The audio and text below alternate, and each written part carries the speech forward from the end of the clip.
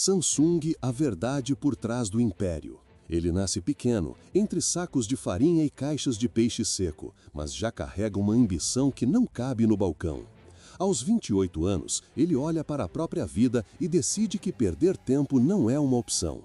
Decide que 3 estrelas não são um desenho infantil, são uma bússola. O nome que escolhe é Samsung.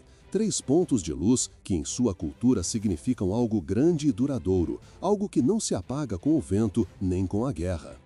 Quando o país racha e o mundo esquece, ele diversifica, recua um passo, volta 2, ergue uma refinaria de açúcar, um grande moinho de lã, costura tecido quando o povo precisa, vende quando poucos conseguem vender. Ele aprende cedo que quem sobrevive à escassez aprende a ler o mercado no silêncio, aprende a reconhecer o cheiro de oportunidade no ar. Por isso, quando a poeira baixa, a empresa já não é um armazém, é um organismo em expansão. O fundador reinveste sem olhar para trás, abre loja de departamento, pisa no terreno da seguradora, mapeia riscos, precifica medo e a Samsung já não depende do destino, começa a moldá-lo com as próprias mãos. A década gira e a eletrônica vira horizonte. Eles montam uma televisão de 12 polegadas em preto e branco e em poucos anos viram referência global naquela simplicidade luminosa. O processo industrial afiado faz da repetição uma obra de arte. As linhas de montagem se movem como partitura e as telas invadem salas, lojas, aeroportos.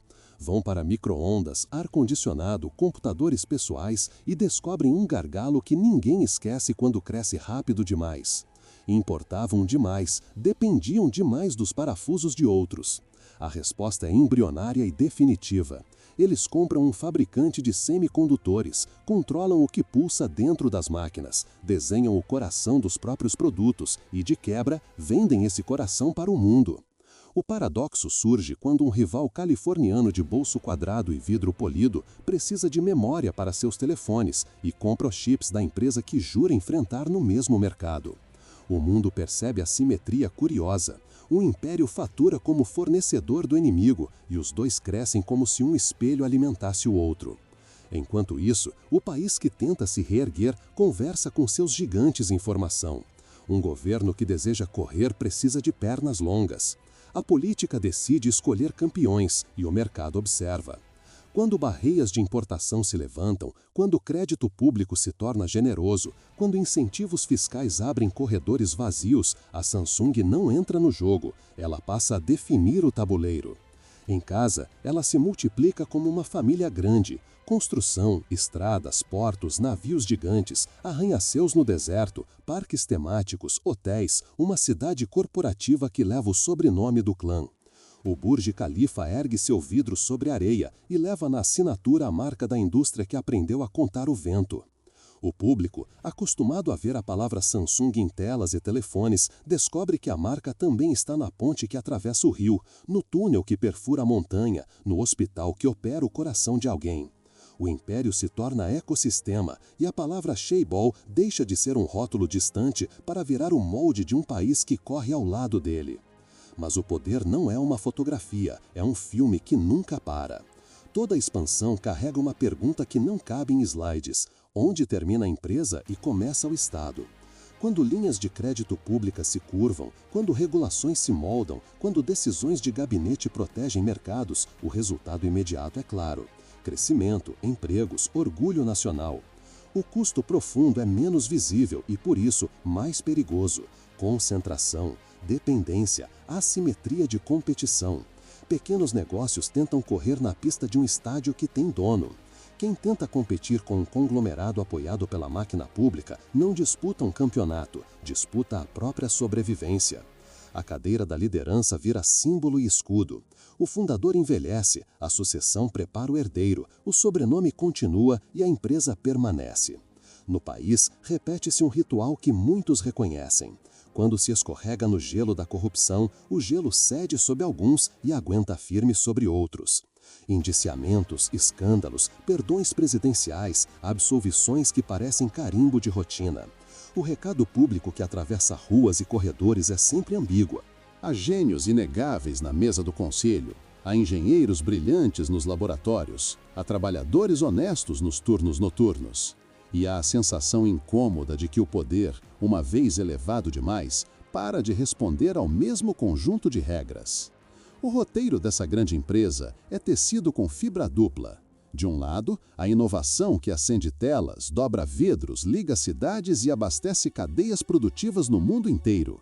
Do outro, a proximidade com o governo, que se converte em privilégio sempre que o vento sopra contra. Quando o fundador parte, quem senta passa a carregar mais que um crachá, carrega uma narrativa em disputa. Em certos anos, multas, acusações de suborno, evasão fiscal. Em outros, indultos sob a justificativa de que o país precisa do capitão no comando, ainda que o mar esteja calmo. A cadeira do líder vira um trono temporário que sobrevive a quem ocupa. O apelido que a mídia estrangeira escolhe para o país ecoa nas redações: República de uma Marca. Não porque a marca mande na Constituição, mas porque o imaginário coletivo passa a acreditar que sem ela não há futuro.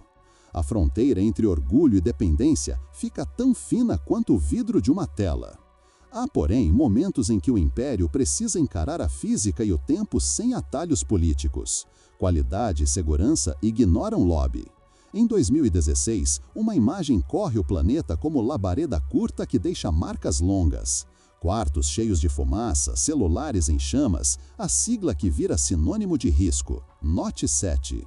A cronologia dói. Relatos surgem, a reação demora, a troca acelera, a falha persiste. O problema não era um parafuso solto, era um desenho que empurrou componentes para dentro até que o espaço respirável desaparecesse. Havia pressa para vencer não apenas o concorrente, mas uma narrativa incômoda. Em um mundo onde se sussurra que uma marca copia, a resposta escolhida foi gritar novidade.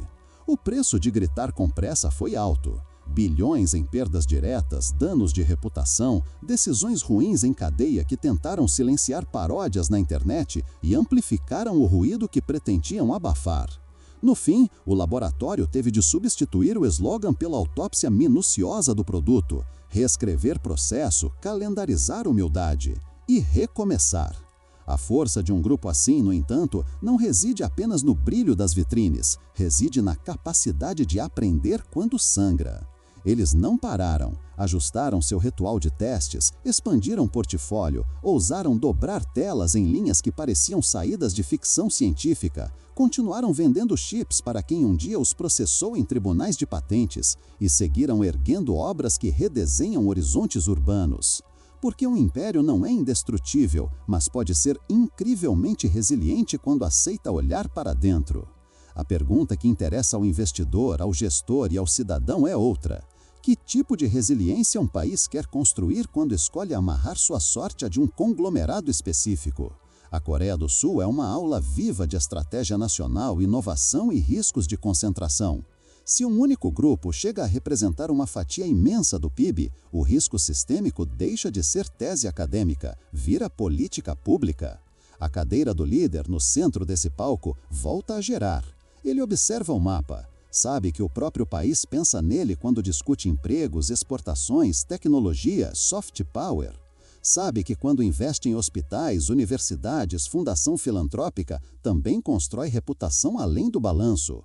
Sabe, no entanto, que os corredores de palácio e os escritórios de advocacia guardam dossiês e memórias. Um nome pode ser perdoado, a narrativa raramente. Quando o presente repete falhas do passado, o espectador percebe o padrão.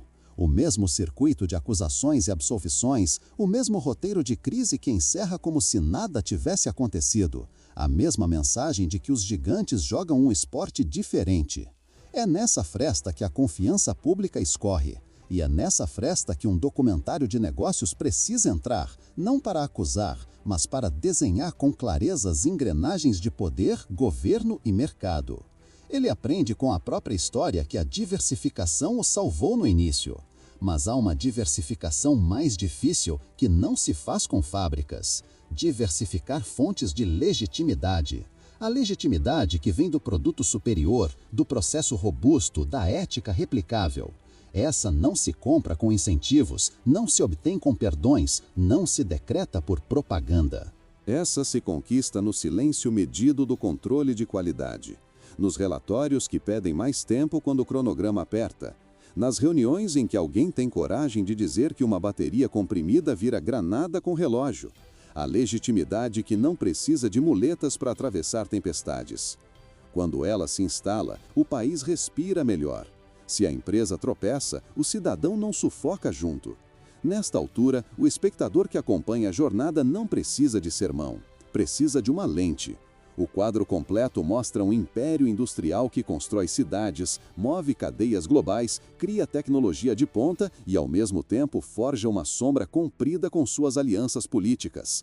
Mostra líderes que acertam e erram, tribunais que punem e perdoam, prazos que explodem, telefones que pegam fogo e um balanço que resiste. Mostra um país que apostou alto e ganhou muito, mas que corre o risco de confundir orgulho nacional com imunidade corporativa. Quando um povo acredita que criticar um gigante é atacar a própria bandeira, a conversa pública empobrece, a concorrência enfraquece e o próprio gigante perde o incentivo final para ser melhor. Ele observa as 3 estrelas de novo. Pensa se não viraram 3 satélites em torno dos quais instituições inteiras gravitam. O investidor que lê números enxerga receita, margem, liderança em memória, força em displays, ousadia em dobráveis. O gestor que lê cultura enxerga ritos, lendas internas, um padrão de excelência que muitas vezes parece indecifrável. O cidadão que lê jornal enxerga manchetes que alternam entre vitórias monumentais e escândalos que se dissolvem. Para entender a verdade por trás do império, é preciso aceitar que tudo isso é verdadeiro ao mesmo tempo. O que não pode ser verdadeiro ao mesmo tempo é a ideia de que o resultado justifica qualquer meio. Essa é a semente que corrompe a floresta. Se você acompanha esta história até aqui, sabe que Samsung não é apenas um nome em uma caixa de telefone. É uma história sobre estratégia, escassez, estado, ambição, qualidade e consequência. É uma história que pede uma conversa adulta sobre como nações escolhem seus campeões e como campeões escolhem seus limites. Se histórias assim fazem sentido para você, é um bom momento para apoiar a continuidade desta investigação. Inscreva-se no Cadeira do CEO, a casa onde negócios são contados sem maquiagem, onde a cadeira de poder é analisada sob luz forte e silêncio pesado. Aqui, cada episódio é uma sala fechada aberta por dentro. A narrativa volta à sala branca onde tudo começou. Um jovem decide que vai parar de perder tempo. Ele escolhe um símbolo e parte para o trabalho. Décadas depois, esse símbolo está colado no vidro mais alto do mundo, gravado no metal de navios que cruzam mares, inscrito em fichas médicas e placas universitárias. O mundo inteiro toca a marca com os dedos, sem perceber que às vezes ela toca de volta. Essa é a natureza de um império. Ele não ocupa apenas mercado, ocupa imaginação. Quando a imaginação de um país inteiro se encosta em 3 estrelas, o céu parece mais perto e o chão mais frágil. Uma empresa pode ajudar uma nação a crescer, sem dúvida, mas nenhuma empresa deveria se tornar o sinônimo exclusivo de futuro. O futuro é plural quando é saudável. Em última instância, o julgamento que importa não está no tribunal de um caso específico, mas no tribunal do longo prazo. Se o grupo entendeu o recado da fumaça, se associou à inovação com prudência, se aprendeu a dizer não à pressa que custa caro, se aceitou que governança não é formalidade e sim blindagem contra a própria arrogância, então a próxima década será mais brilhante do que qualquer campanha publicitária promete. E o país poderá dizer que sim, fez uma aposta alta, mas não renunciou ao que o mantém de pé. Se, por outro lado, a lição virar apenas slide de auditoria, o ciclo tende a se repetir com outra forma, outro produto, outra sala. A cadeia continua no centro, esperando quem terá coragem de sentar e lembrar que o poder mais raro não é mandar, é conter. Talvez seja por isso que histórias como esta importam, porque expõe a beleza e a tensão do capitalismo quando ele se apoia demais em um só ombro. Porque lembram que marcas gigantes também erram de forma gigantesca e, quando corrigem de verdade, ensinam mais do que escondem. Porque sugerem que o amor a um país se prova na competição livre, na meritocracia real, nas instituições fortes que protegem tanto o pequeno empreendedor quanto o grande investidor dos excessos que qualquer um pode cometer. Quem ocupa a cadeira do CEO sabe que sua assinatura pesa no emprego de milhares e no destino de ações em bolsas mundo afora. Sabe que cada reunião com autoridades grava mais que uma ata, grava uma memória pública que um dia volta para ser revista. E é aí que você entra. Se esta narrativa ajuda a ver o tabuleiro de outro ângulo, curta este episódio para que mais gente encontre a história, ajude a empurrar esse debate para fora do círculo fechado de especialistas e traga outras vozes para a mesa. E se você carrega uma experiência direta, uma memória, uma visão divergente, deixe seu comentário. Aqui, o contraditório não é ruído, é método. O Cadeira do CEO existe para isso, para escutar o que o poder não gosta de ouvir, para dar nome ao que o mercado prefere chamar de sorte, para lembrar que nenhum império é grande o suficiente a ponto de escapar do escrutínio, e nenhum cidadão é pequeno demais a ponto de não poder perguntar.